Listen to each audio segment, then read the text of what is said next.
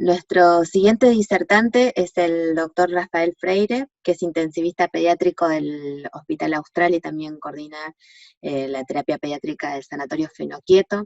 Es miembro del Comité de Recuperación Cardiovascular Pediátrico. Es uno de los actuales directores del ProATIPED y fue miembro del Departamento de Docencia mucho tiempo. También nos conocemos mucho. Y les va a tratar. El tema que sigue es muy interesante, ¿sí? Los chicos empezaron a hacer síndromes raros, los chicos no se enfermaban hasta que empezó a haber países con chicos, ¿no? Y empezaron a haber todos estos síndromes inflamatorios sistémicos, y entre ellos el Kawasaki-like, que es uno de los que representan un desafío diagnóstico para los pediatras, y creo que les va a interesar a todos. Los dejo con Rafa. Bueno, ¿qué tal? Buenos días. Ante todo, gracias por la invitación y por la presentación, Analía. Y así es, la enfermedad de Kawasaki, una enfermedad descrita hace muchísimo tiempo, apareció en las primeras planas, ya que el SARS-CoV-2 lo que está mostrando es que al generar una importante respuesta inflamatoria, pareciera que, se está despertando nuevamente la enfermedad de Kawasaki. Digo despertando porque tiene picos epidemiológicos la enfermedad, que también lo vamos a ver. Así que lo primero que les voy a mostrar es al autor a la persona que describió esta enfermedad, es Tomisaku Kawasaki, que precisamente hace muy pocos días falleció. Esta persona era un minucioso pediatra clínico del Hospital Central de Tokio, que describió una enfermedad con un nombre muy largo, en la que veía que pacientes en su sala de pediatría presentaban síndromes reumatológicos, febriles, prolongados, que alteraban las mucosas, la piel, y también tenían presencia de ganglios linfáticos inflamados. Por lo tanto, lo primero que hizo fue describir una serie de 50 casos de forma muy, muy, muy minuciosa.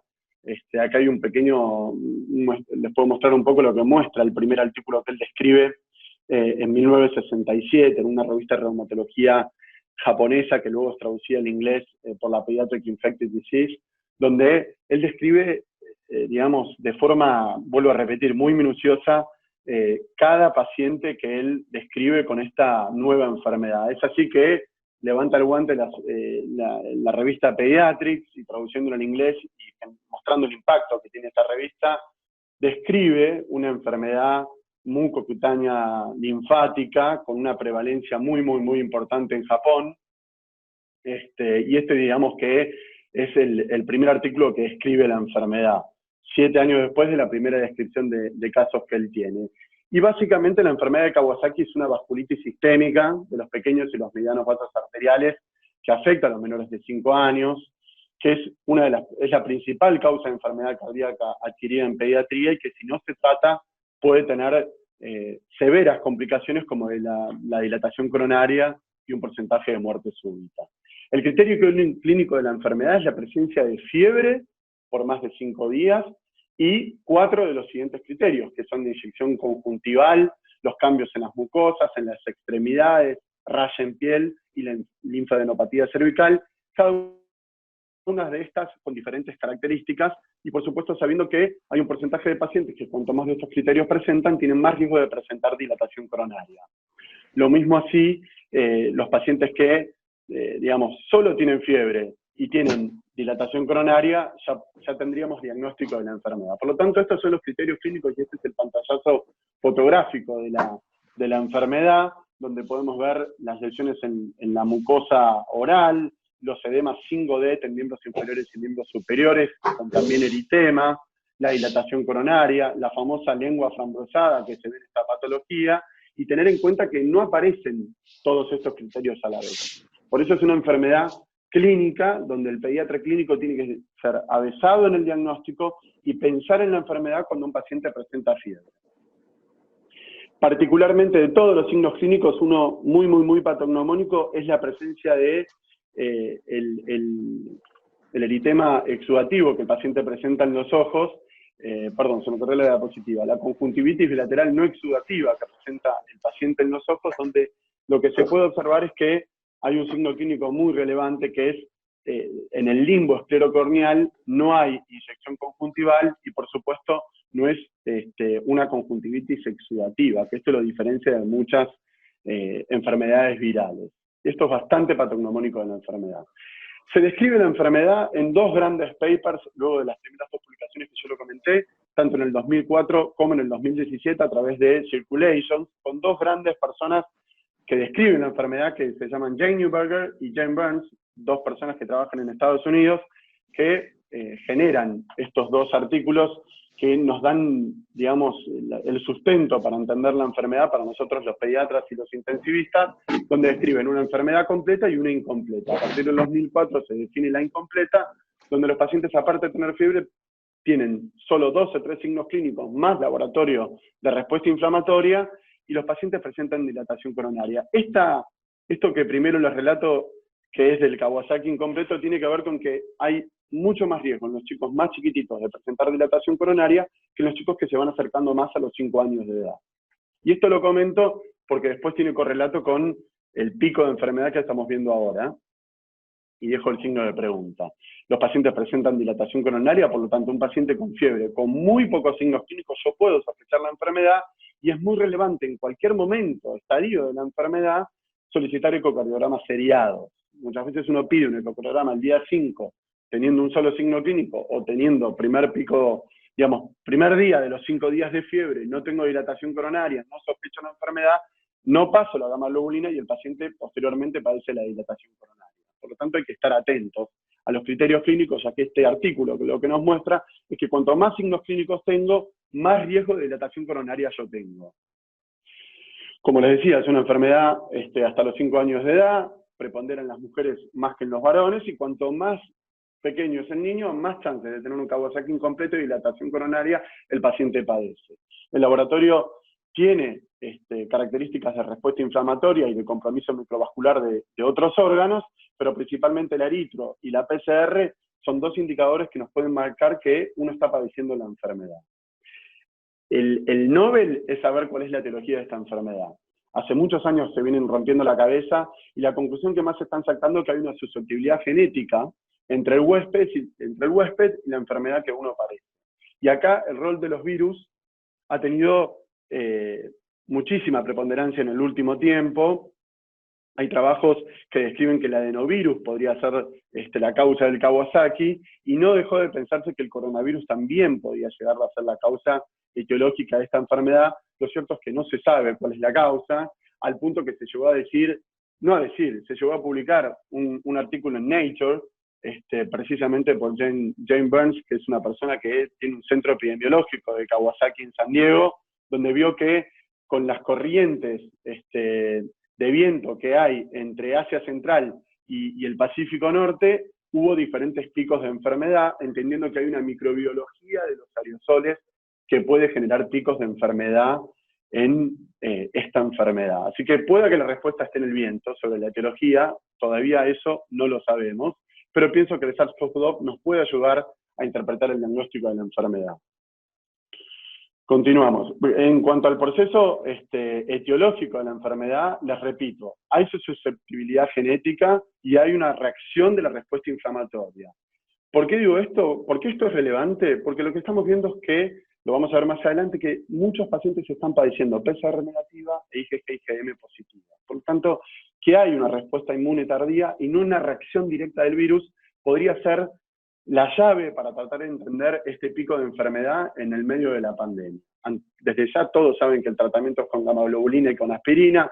Altas dosis de gamma globulina reducen la expansión y la producción de la liberación de citoquinas, y a esto hay un 5 a 10% de pacientes que tienen resistencia a la gamma globulina, y hay que estar muy atento a ellos. Si en 36 horas, 48, el paciente no deja de tener fiebre, y hay algunos signos de laboratorio que no viene al caso explicar, uno tiene que pasar una segunda dosis o tratamientos alternativos con metilprednisolona o los tan de moda anti-TNF o anti-interleuquinas que tanto estuvieron apareciendo en este proceso de enfermedad. Y acá empieza un poco la clase, ¿no? Tratar de entender que en este proceso de enfermedad diferentes sociedades, tanto europeas como americanas, empezaron a mostrar, digamos, diferentes enunciados de que había un brote de enfermedad de Kawasaki con una importante respuesta inflamatoria por el SARS-CoV-2. Y chicos con fiebre, inflamación y falla múltiple de órganos podían tener o no un criterio parcial de Kawasaki, un Kawasaki-like, y había que descartar que no tengan un proceso infeccioso viral que produzca una miocarditis o una infección bacteriana. Y acá empieza la ensalada de frutas, porque todos hace un mes y medio que venimos escuchando MISC-C, PIN-TC, TS, Kawasaki disease temporal asociado al SARS-CoV-2 en forma temporaria. La verdad que, bueno, todo este matete lo que nos está tratando de decir, en definitiva, es que hay una respuesta inflamatoria severa por un virus y que está generando una suerte de Kawasaki-like. ¿Es nuevo el Kawasaki-like? No, para nada es nuevo. Está descrito hace muchísimos años en los pacientes que empezaron a padecer HIV en adultos, después se fue describiendo en enfermedades inflamatorias en pediatría, donde diferentes procesos, tanto bacterianos como virales, generaban una suerte de Kawasaki incompleto, Kawasaki-like, ¿sí? Y se está viendo precisamente también esto en la pandemia, ¿no? Y es por esto que hay un rebrote o una revalorización de esta enfermedad clínica. Al punto que hay un porcentaje de pacientes que generan esta respuesta inflamatoria sistémica con la sospecha de enfermedad de Kawasaki y presentan un shock por Kawasaki, que también está descrito en la literatura. Una de las grandes diferencias de toda la literatura hasta el 2004 y el Circulation del 2004 y reforzado en el 2017 es que existe un shock por Kawasaki, que lo presentan menos del 5% de los pacientes que padecen Kawasaki, que tienen aumento de troponinas y CPK, debutan con síntomas gastrointestinales, que es algo que también está apareciendo en los pacientes que padecen enfermedad de Kawasaki, tienen aumento de riesgo de dilatación coronaria quienes padecen shock por Kawasaki, hay más resistencia a la gamma globulina y hay aumento de procalcitonina, ferritina, dímero D con caída de plaquetas, de sodio y albúmina, que esto se ve con mucha frecuencia en el shock por Kawasaki. ¿Les suena todo esto? Sí, les suena del SARS-CoV-2, y es por esto que esto es una ensalada de frutas de la cual pienso que en el futuro solamente lo vamos a poder desarmar. Lo cierto es que hay un gatillo disparador, hay una respuesta inmune, hay liberación de citoquinas, hay un infiltrado directo sobre el miocardio que genera una injuria, vasodilatación, disminución de las resistencias periféricas, disminución de la perfusión de órganos y vasodilatación, generando el shock, y hay una injuria directa donde hay una cascada inflamatoria que en forma indirecta genera disfunción miocárdica o, en el adulto, una miocarditis por la injuria directa del virus. Y acá les quiero presentar, hay muchísimas series de casos, y la que me pareció más ordenada es la de Sánchez Toledo, que hace un mes hizo un webinar mostrando una serie de casos de de los principales países europeos, que muestran que 140 pacientes que ellos presentaron tenían un 20% Kawasaki clásico, y un shock por coronavirus presentaba la mayoría de estos pacientes, ¿no? Y lo que les hice fue una tablita para tratar de interpretar esto, y básicamente lo que en esto les quiero mostrar es que hay un porcentaje de pacientes que tienen el Kawasaki clásico, que pueden tener o no vasodilatación coronaria, pero los pacientes que padecieron esta enfermedad superando la edad clásica de la enfermedad de Kawasaki de los 5 años, más bien la adolescencia, eran pacientes que tenían disfunción miocárdica severa, aumento de troponinas, dímero D y ProBNP, que es de gran valor para el Kawasaki en estos últimos tiempos, con disfunción miocárdica, bajoplexia y requerimiento de drogas inotrópicas, ¿sí? Por lo tanto, estamos viendo todo el espectro de la enfermedad, donde los pacientes que tenían más respuesta inflamatoria y tenían características compatibles con enfermedad de Kawasaki, terminaban en una terapia intensiva con requerimiento de drogas inotrópicas. Todos ellos fueron tratados con gamma-globulina, el uso de corticoides y los anti-TNF o anti-interleuquinas. La pregunta es si todo esto es enfermedad de Kawasaki o es una gran respuesta inflamatoria que está generando el virus en nosotros. Bueno, la respuesta todavía a esto no la tenemos y lo voy a escribir un poco más en las conclusiones, pero sí sabemos que el MIRS, o que esta respuesta inflamatoria que está siendo descrita por diferentes centros, tienen inyección conjuntival, tienen los labios, ruptura de lesión de labios y edema de toda la mucosa oral, tienen en un porcentaje ganglios inflamados, y también hay dilatación coronaria, pericardititis, y todos padecen disfunción ventricular. Por lo tanto, tratar de entender esta enfermedad va a ser tratar de entender la inmunopatología que los pacientes padecen por la liberación de citoquinas que previamente les mencionaba, y es acá donde hay un rol del virus en esta hiperinflamación en los diferentes órganos que afectan en forma multisistémica a nuestro cuerpo. Y es por eso que ataca los pulmones, el corazón, produce un Kawasaki-like y también alteraciones en la coagulación, y quien me prosigue que va a describir un poco la enfermedad neurológica por esta enfermedad. Lo cierto es que no es concluyente que esto sea un rebrote de enfermedad. Lo que sí sabemos es que el coronavirus está generando una respuesta inflamatoria compatible.